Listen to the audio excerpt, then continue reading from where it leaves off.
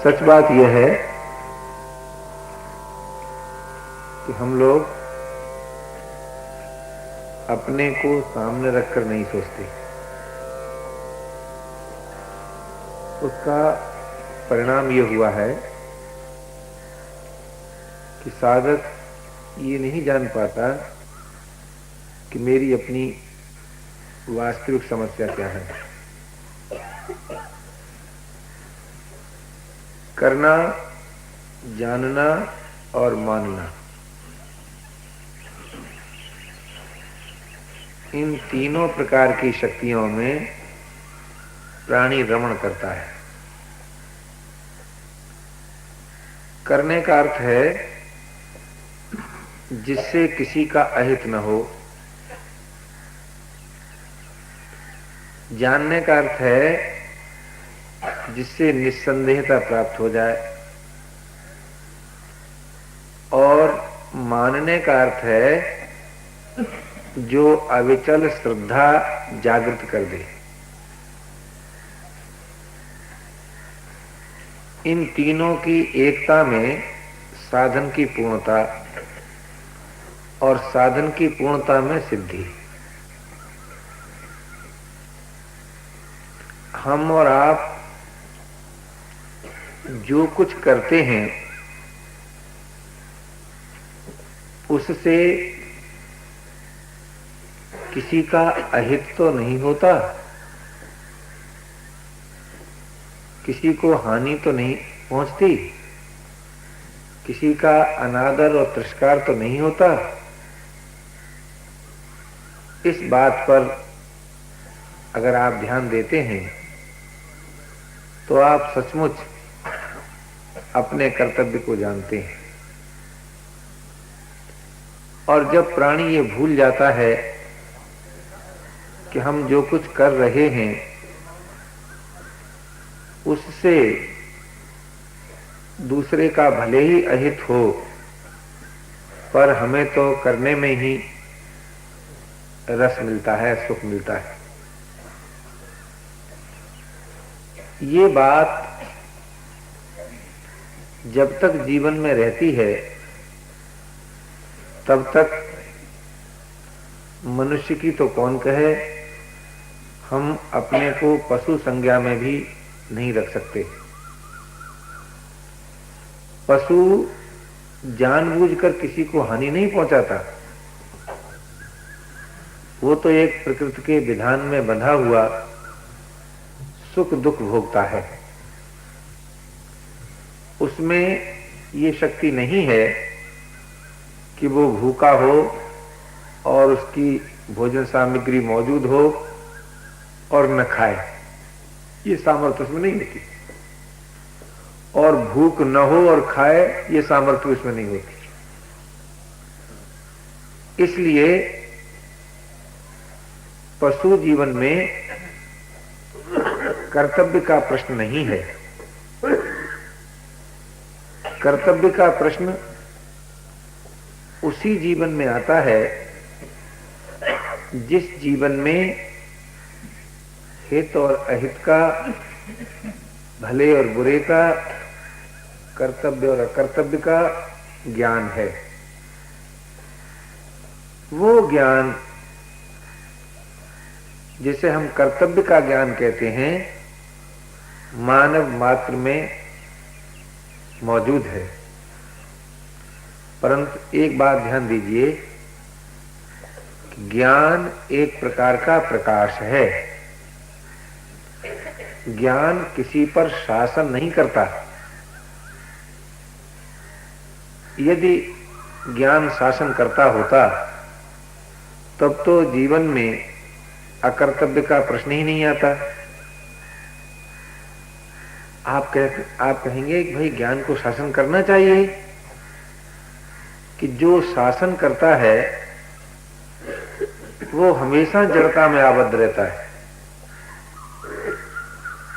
ज्ञान तो पथ प्रदर्शन करता है, आपको कर्तव्य और अकर्तव्य को ठीक ठीक बताता है।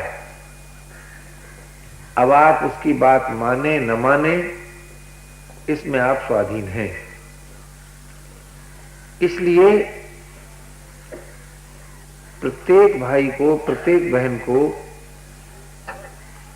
करने से पूर्व अपने ज्ञान के प्रकाश में उन संकल्पों को रखना चाहिए जिन्हें वे पूरा करना चाहते हैं। संकल्प पूर्ति के प्रलोभन में ही प्राणी कभी कभी वो कर बैठता है जो उसे नहीं करना चाहिए। यदि जीवन में से संकल्प पूर्ति का प्रलोभन निकल जाए तो फिर अकर्तव्य का जन्म ही न हो। जो कुछ बुराई जीवन में आती है वो तभी आती है कि जब हम अपने संकल्प को पूरा करने में लग जाते हैं और दूसरे के संकल्प का ध्यान नहीं देते। यद्यपि संकल्प पूर्ति में जो महत्व है वो तभी होता है कि जिनके द्वारा संकल्पों की पूर्ति हो वो संकल्प उनका संकल्प हो जाए, तब संकल्प पूर्ति में जो रस आता है वो रस और किसी प्रकार से नहीं आता। अगर आप बोलना चाहते हैं तो किसी श्रोता का भी संकल्प होना चाहिए। अगर आप सुनना चाहते हैं तो किसी वक्ता का भी संकल्प होना चाहिए। अगर आप मिलना चाहते हैं तो किसी मिलने वाले का भी संकल्प होना चाहिए। अपने में संकल्प उत्पन्न हो जाए और जिन साधनों से उसकी पूर्ति होती है वे साधन उपस्थित न हो, उस दशा का नाम ही दरिद्रता है, अभाव है। इसलिए प्रत्येक भाई और बहन को इस बात पर विशेष ध्यान देना चाहिए कि संकल्प पूर्ति से जो कुछ मिलता है वो सदैव नहीं रहता। इस कारण संकल्प पूर्ति का इतना महत्व नहीं है जितना हम लोग मान लेते हैं। इतना ही नहीं, संकल्प निवृत्ति से जो शांति मिलती है, जो शक्ति मिलती है, जो स्वाधीनता मिलती है, वो शांति, वो शक्ति, वो स्वाधीनता किसी भी संकल्प की पूर्ति से नहीं मिलती। इस अद्भुत विधान पर जब हम विचार करते हैं तो एक ऐसा अनुपम प्रकाश मिलता है कि प्रत्येक भाई, प्रत्येक बहन उस जीवन को बड़ी ही सुगमता से प्राप्त कर सकते हैं जो जीवन वास्तविक जीवन है। इसी आधार पर संकल्प निवृत्ति का बहुत बड़ा महत्व है। परंतु लोग सोचते हैं कि जब तक संकल्प पूरा ना हो तब तक तो जीवन ही कुछ नहीं है,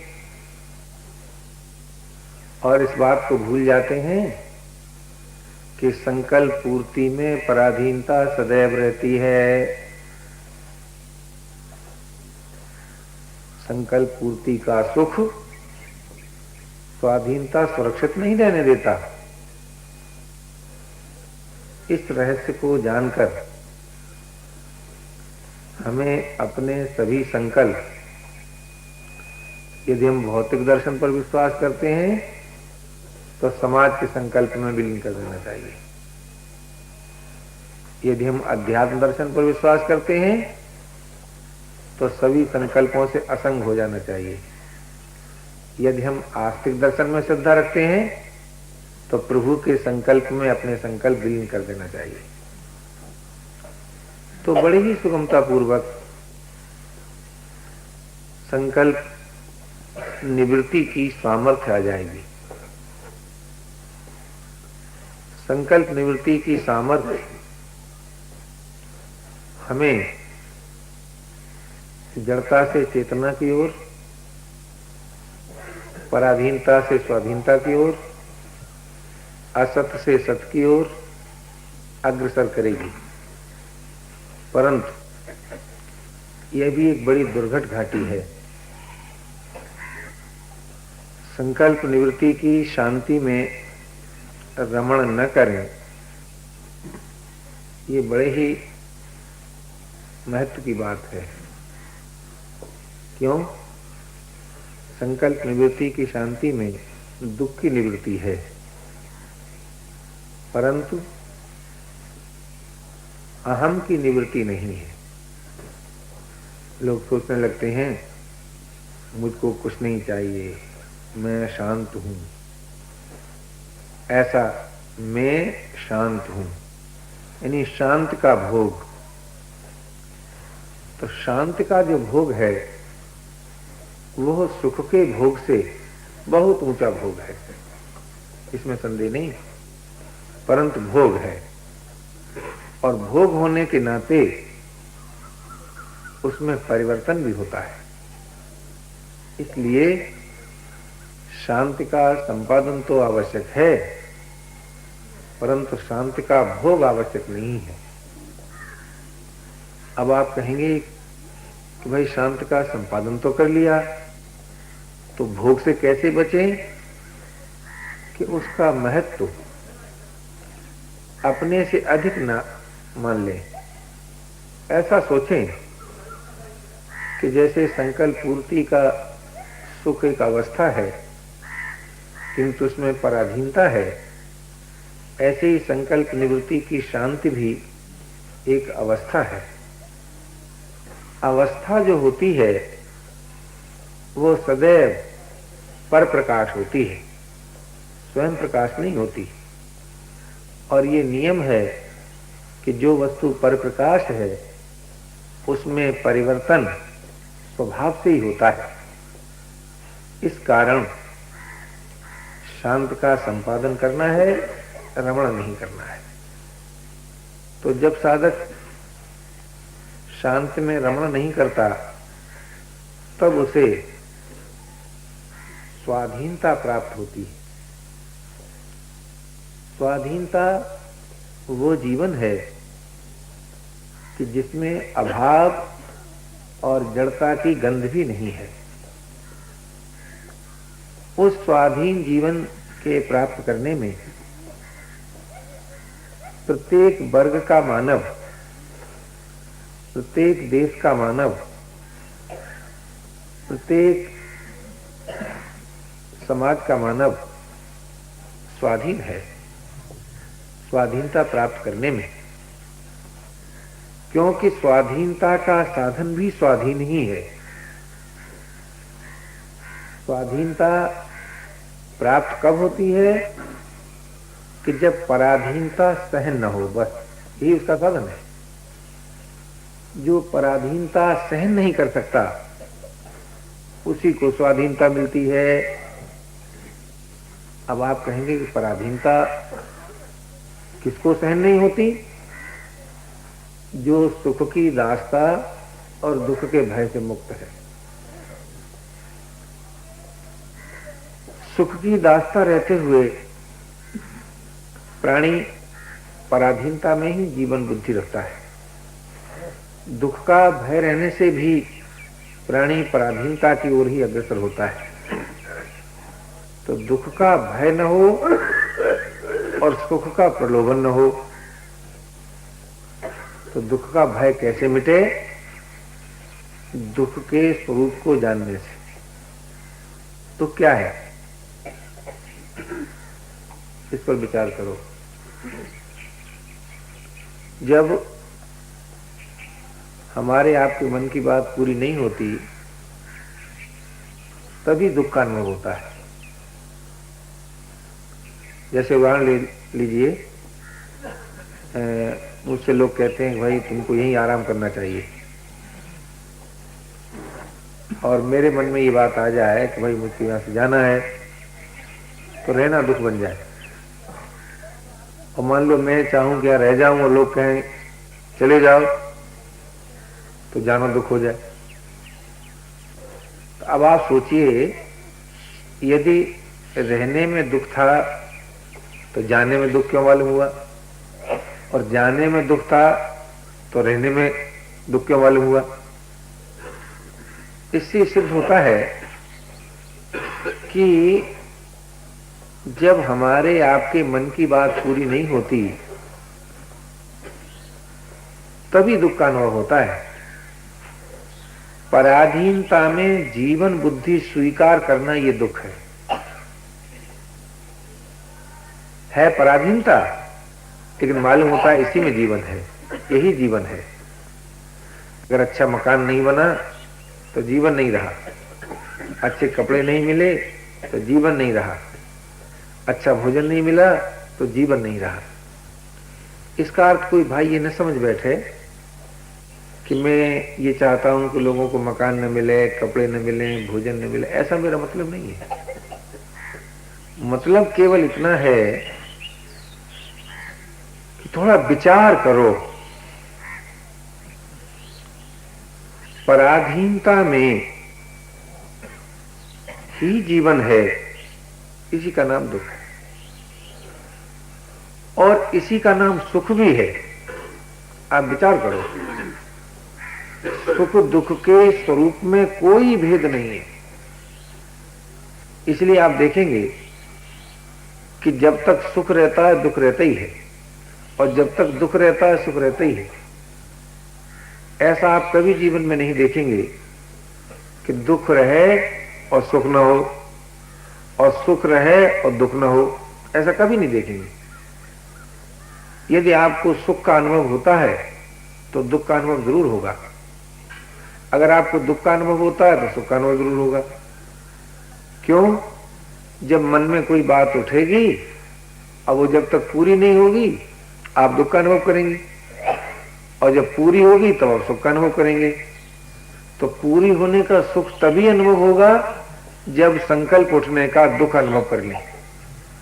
बड़ी विचित्र बात है, दुख का अनुभव किए बिना सुख का अनुभव होता नहीं, और सुख का भोग दुख को जन्म दिए बिना रहता नहीं। ये ऐसी पहेली है कि न जाने इसमें कितने जन्म बीत गए। लोग सुख के संपादन करने का प्रयत्न करते रहे और दुख से बचने की सोचते रहे, किंतु सुख से बचने की नहीं सोची, इसलिए दुख से नहीं बच सके। अगर आप सचमुच दुख से बचना चाहते हैं तो सुख से बच जाइए। जीने की आशा छोड़िए, मरने का भय गया। संयोग का सुख छोड़िए, वियोग का भय दुख गया। आप सोचिए, तो सुख से बचने का प्रयास नहीं किया, इसलिए दुख भोगना पड़ा। अगर आप ये चाहते हैं कि आपको दुख न भोगना पड़े तो सुख से छुटकारा लीजिए, और सुख से छुटकारा लेने का उपाय है पराये दुख से दुखी होना। पहला उपाय, स्थूल उपाय। दूसरों के दुख से जितना आप दुखी होंगे उतना ही आप सुख से छूट जाएंगे। दूसरी बात, बेमन का जीवन, बेसाथी का जीवन, बेसामान का जीवन। आप कहेंगे अजीब पागल आदमी है, भला जहां जिस जीवन में कोई सामान नहीं, जिस जीवन में साथी नहीं, जिस जीवन में मन नहीं, वो भी कोई जीवन है? हाँ भाई, वो भी जीवन है, परंतु किसके लिए? जो सुख दुख दोनों से छुटकारा पाना चाहता है उसके लिए। अब ये बात इतनी कठिन मालूम होती है कि अगर इसको अपने जीवन को सामने रख के सोचें कि बेसामान का जीवन कैसा होगा, तो वो जीवन शरीर रहित होगा, शरीर सहित नहीं होगा। अब कोई कहे भाई शरीर रहित जो जीवन है, क्या शरीर के रहते हुए उसका अनुभव हो सकता है? हो सकता है, इसमें लेस मात्र संदेह की बात नहीं। शरीर रहित जीवन का अनुभव शरीर के रहते हुए हो सकता है, पर है भाई बड़ी कठिन बात। किस दृष्टि से कठिन? इस दृष्टि से कठिन कि शरीर को सुरक्षित रखने के लिए ही सारा जीवन प्रयत्न रहा, और अब एकदम ये बात सामने आ जाए कि भाई हमको शरीर के रहते हुए शरीर से रहित जीवन चाहिए। शरीर के रहते हुए शरीर से रहित जीवन, तो वो जीवन कब मिलेगा? कि जब कर्म, चिंतन और स्थिति इन तीनों से असंगता प्राप्त हो। कर्म से संबंध न रहे, चिंतन से संबंध न रहे और स्थिति से भी संबंध न रहे। कोई कोई दर्शनकार तो इस शरीर से रहित जीवन के लिए इतने घबरा गए कि ये सोचने लगे कि वो जो अमरत्व है उसकी अभिव्यक्ति इसी शरीर में होनी चाहिए। ऐसा लोगों ने सोचा। लेकिन एक बात तो सोचिए कि शरीर रहित जीवन में और शरीर सहित जीवन में अंतर क्या है? अंतर केवल इतना है कि शरीर रहित जीवन सच पूछिए तो जीवन है, और शरीर सहित जीवन जीवन की लालसा है। बहुत दिन पहले किसी मित्र को पत्र लिखा था, उसमें ये बात लिखी थी कि वर्तमान परिवर्तनशील जीवन नित्य जीवन का साधन है, जीवन नहीं। साधन का महत्व साध्य से भी अधिक होता है, परंतु किस लिए? साध्य की उपलब्धि के लिए। इस दृष्टि से इस मानव जीवन की बड़ी महिमा गाई। इसका अर्थ ये नहीं है कि महिमा शरीर की है, ये महिमा इस बात की है कि इसी जीवन में वास्तविक जीवन की प्राप्ति हो सकती है। तो ये जो वर्तमान जीवन है, जिसके 3 फील्ड हैं, कर्म का क्षेत्र, चिंतन का क्षेत्र और स्थिति का क्षेत्र, स्थूल जगत, सूक्ष्म जगत, कारण जगत, इन तीनों से असंग होना है। किसके द्वारा? चाह रहित होकर। देखिए कैसी विचित्र बात, बड़ी विचित्र बात। चाह रहित होने से असंगता प्राप्त होती है,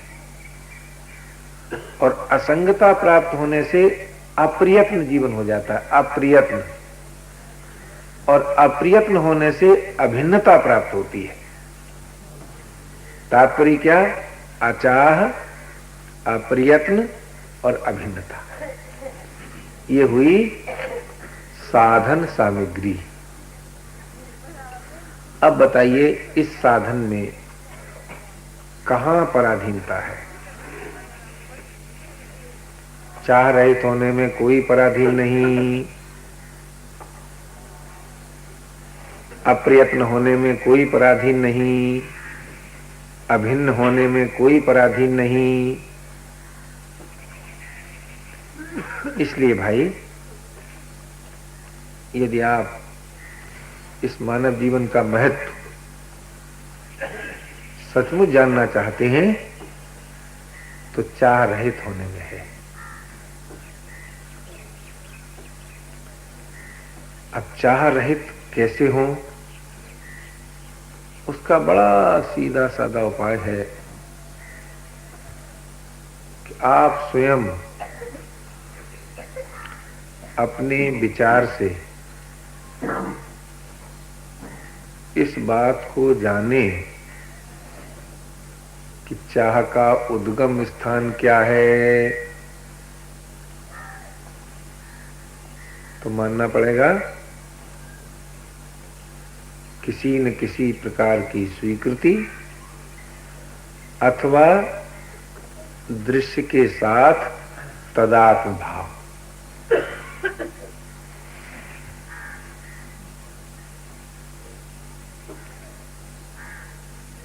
स्वीकृति के दो भाग,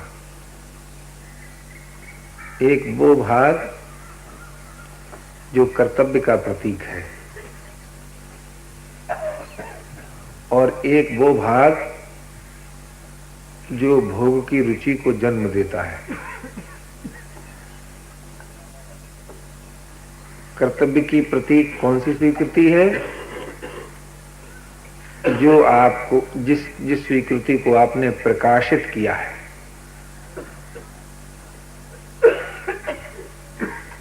और भोग की रुचि किससे उत्पन्न होती है?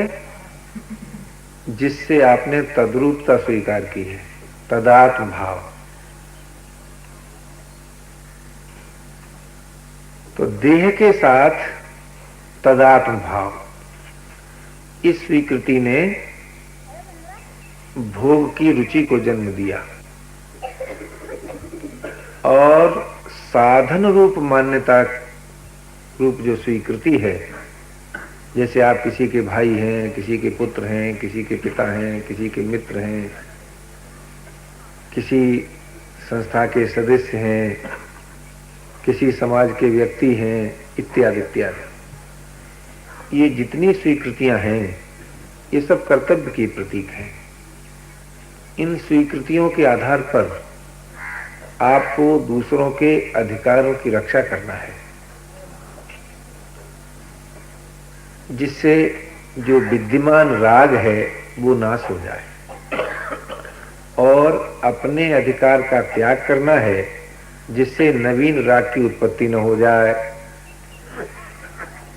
तो साधन रूप स्वीकृतियां अभिनय के स्वरूप में पूरी हो सकती है और तदात्म रूप जो स्वीकृति है वो निज विवेक से टूट सकती है। तो निज विवेक के प्रकाश में जब आपने यह से अपने को अलग जाना, क्या जाना ये बात नहीं, यह जरा बड़ा दार्शनिक द्वंद्व है। कोई कहेगा मैं जीव हूं, कोई कहेगा मैं ब्रह्म हूं। तो ये सब विश्वास मार्ग है,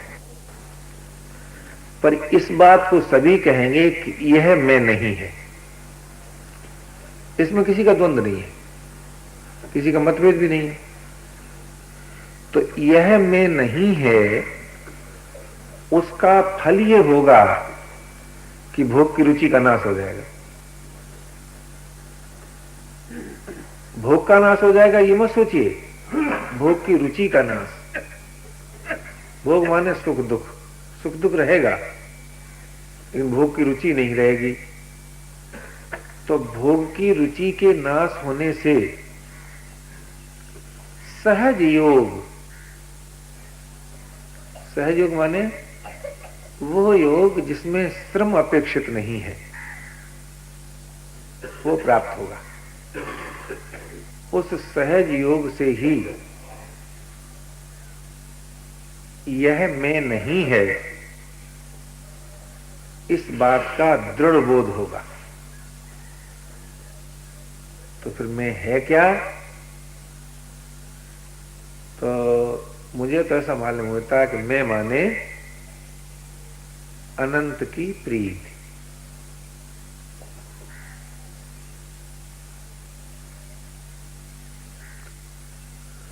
आप लोग भी सोचिए, अगर आपको ये मालूम हो कि मैं माने आत्मा, या मैं माने ब्रह्म, या मैं माने जीव, तो अपने कोई इसमें विरोध नहीं है। लेकिन जीव कैसे कहेंगे आप? प्रभु के प्रेम का नाम जीव होगा। आत्मा किसे कहेंगे आप? आत्मा का अर्थ होता है जिससे भिन्नता स्वीकार न हो, जिससे भिन्नता न हो सके, जिससे विभाजन न कर सके। तो विभाजन जिससे नहीं होगा वो कौन सी चीज होगी जिससे विभाजन नहीं होता? वो है प्रेम। प्रेम ही एक ऐसा तत्व है कि जो विभाजन को नहीं रहने देता, दूरी और भेद को नहीं रहने देता। तो यह से अतीत जो है वो है का प्रेम। अब प्रेम कोई श्रम तो है नहीं भाई, कोई अभ्यास भी नहीं है, कोई विचार भी नहीं है। लेकिन एक बात सोचिए कि प्रेम स्वभाव से ही रसरूप है, और रसरूप होने से काम का नाशक है, और काम का नाश होने से निर्विकार। तो वो निर्विकार जीवन जो कि रसरूप है, कब प्राप्त होता है? यह से तदात्म न रहने से। और यह से तदात्म भाव कब नाश होता है? कि निज ज्ञान के प्रकाश से, और किसी साधन से नहीं। तो निज ज्ञान का प्रकाश 3 भागों में बट जाता है। कर्तव्य में, असंगता में और विश्वास। आप कहें कैसे? कि विवेक विरोधी कर्म का जो त्याग है, इसी का नाम है कर्तव्य का ज्ञान। और विवेक विरोधी विश्वास का जो त्याग है, उसी का नाम है प्रभु विश्वास। और विवेक विरोधी संबंध का जो त्याग है, इसी का नाम है समाधि से असंगता, सभी अवस्थाओं से असंगता।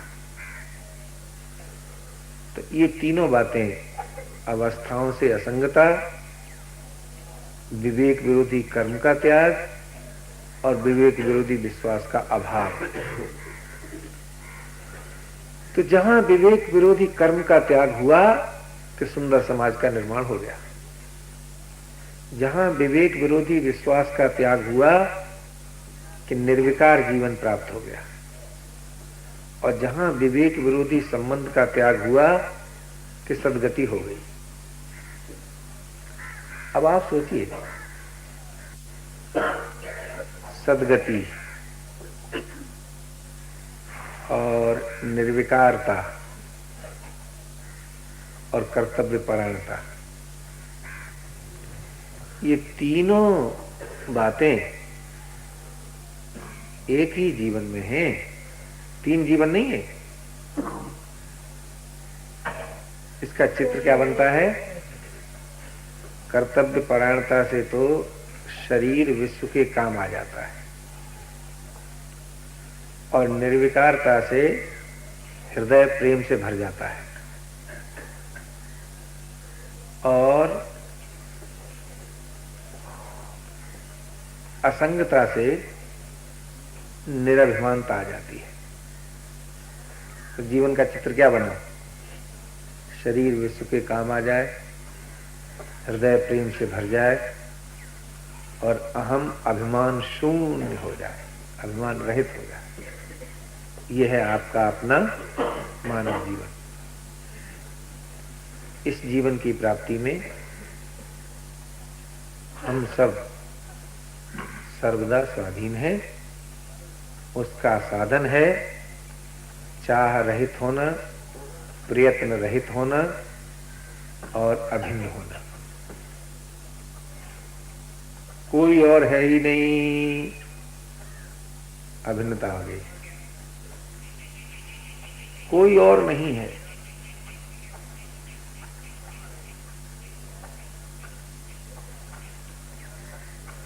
इस अभिन्नता में जो रस है वो बड़ा ही विलक्षण रस है। किसी और की सत्ता ही स्वीकार नहीं की, काम का नाश हो गया, दूरी मिट गई, भेद मिट गया। अथवा यूं कहो, योग ज्ञान प्रेम की अभिव्यक्ति हो गई। लेकिन ये अभिन्नता अप्रयत्न के बिना ठहरती नहीं, और अप्रयत्न अचाह के बिना ठहरता नहीं। तो साधन निकला चाह रहित होना। अब चाह रहित होकर हम सब वर्तमान में ही वास्तविक जीवन को प्राप्त कर सकते हैं।